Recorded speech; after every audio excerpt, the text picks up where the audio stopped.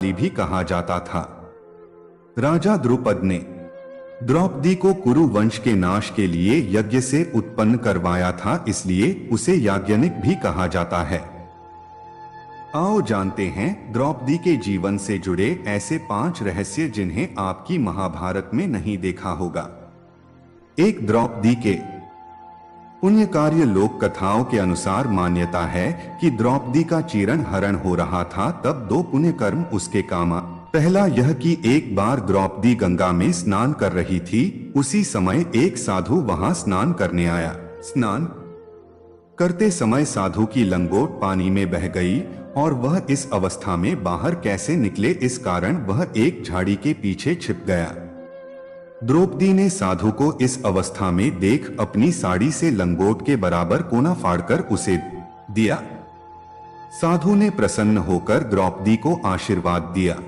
दूसरा यह कि एक अन्य कथा के अनुसार जब श्री कृष्ण द्वारा सुदर्शन चक्र से शिशुपाल का वध किया गया, उस समय श्री कृष्ण की अंगुली भी कट गई थी। अंगुली कटने श्री कृष्ण का रक्त बहने लगा। तब द्रौपदी ने अपनी साड़ी फाड़कर श्री कृष्ण की अंगुली पर बांधी थी। इस कर्म के बदले श्री कृष्ण ने द्रौपदी को आशीर्वाद देकर कहा था कि एक दिन अवश्य तुम्हारी साड़ी की कीमत अदा करूंगा। इन कर्मों की वजह से श्री कृष्ण ने द्रौपदी की साड़ी को इस पुण्य के बदले ब्याज सहित इतना बढ़ाकर लौटा दिया और द्रौपदी की लाज बच गई। 2, द्रौपदी के पति। महाभारत से इतर एक अन्य कथा के अनुसार द्रौपदी के 5 पति थे, लेकिन वो अधिकतम 14 पतियों की पत्नी भी बन सकती थी। इसका कारण द्रौपदी के पूर्व जन्म में छिपा था। पूर्व जन्म में द्रौपदी राजा नल और उनकी पत्नी दमयंती की पुत्री थी।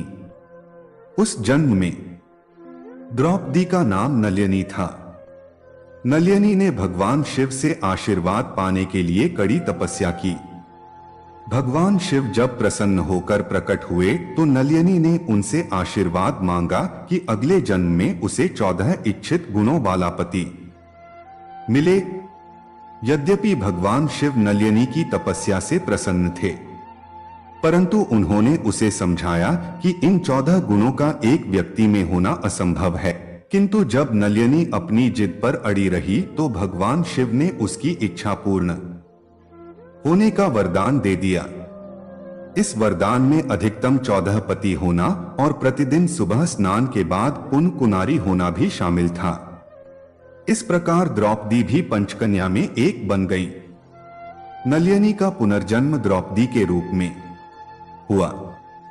द्रौपदी के इच्छित 14 गुण 5 पांडवों में थे। युधिष्ठिर धर्म के ज्ञानी थे। भीम 1000 हाथियों की शक्ति से पूर्ण थे। अर्जुन अद्भुत योद्धा और वीर पुरुष थे। सहदेव उत्कृष्ट ज्ञानी थे व नकुल कामदेव के समान सुंदर थे। इन कर्ण कृष्ण और द्रौपदी में समानता। द्रौपदी का मूल नाम कृष्णा था। द्रौपदी का नाम कृष्णा इसलिए था क्योंकि वह भी सांबली थीं। भगवान श्री कृष्ण और द्रौपदी अच्छे मित्र थे। कहते हैं कि भगवान श्री कृष्ण की मांसपेशियां मृदु परंतु युद्ध के समय विस्तृत हो जाती थीं, इसलिए सामान्यत लड़कियों के समान दिखने वाला उनका लावण्यमय शरीर युद्ध के समय अत्यंत कठोर दिखाई देने लगता था। कहते हैं कि यही खासियत कर्ण और द्रौपदी के शरीर में भी थी। 4, द्रौपदी चाहती थी श्री कृष्ण को। ऐसी भी किंवदंती है कि पांडव और कर्ण से पूर्व द्रौपदी कृष्ण चाहती थी, पर इसमें सच्चाई नहीं है। वह उससे शादी करना चाहती थी क्योंकि कृष्ण सभी सर्वश्रेष्ठ थे। द्रौपदी की एक दासी थी जिसका नाम नितंबिनी था।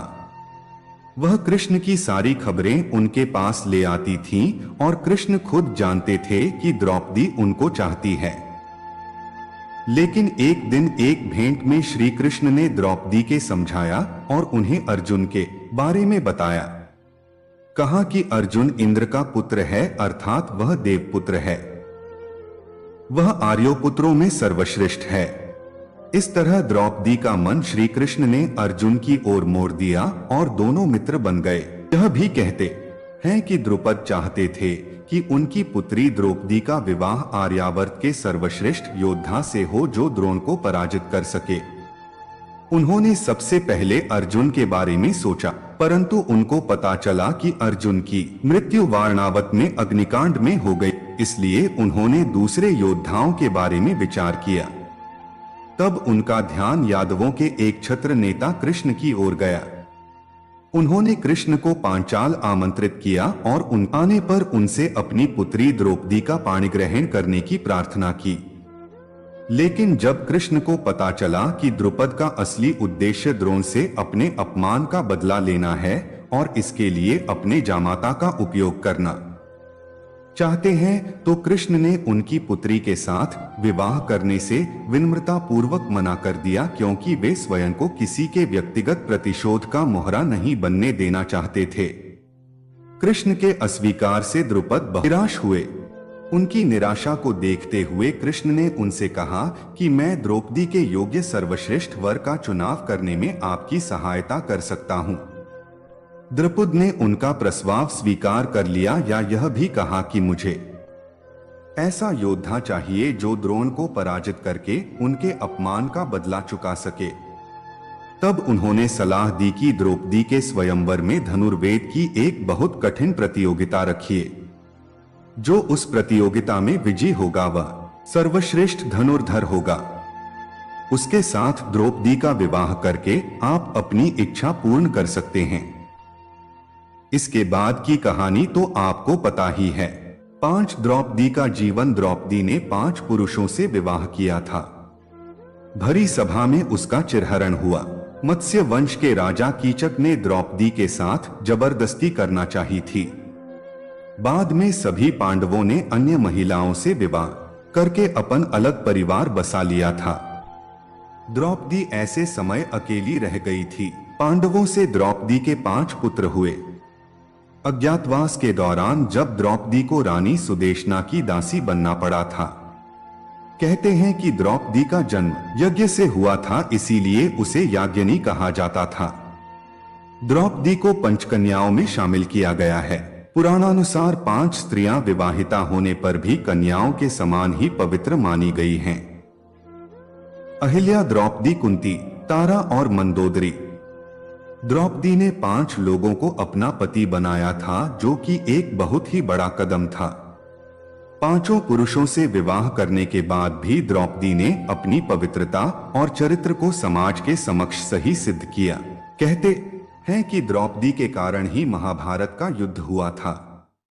द्रौपदी का संपूर्ण जीवन उथल पुथल भरा रहा है। 5 पुरुषों से विवाह करने के बाद भी द्रौपदी खुद को अकेली ही महसूस करती थीं, क्योंकि सभी पांडवों ने अपनी अलग अलग पत्नियां कर ली थीं जो उन्हीं में रमे रहते थे। सबसे बड़ी त्रासदी द्रौपदी के साथ तब हुई जब युद्ध के अंत में उसके सभी पुत्रों को सोते समय अश्वत्थामा ने मार दिया था। दोस्तों, वीडियो अच्छी लगी हो तो एक प्यारा लाइक और चैनल को सब्सक्राइब जरूर कर लें। धन्यवाद।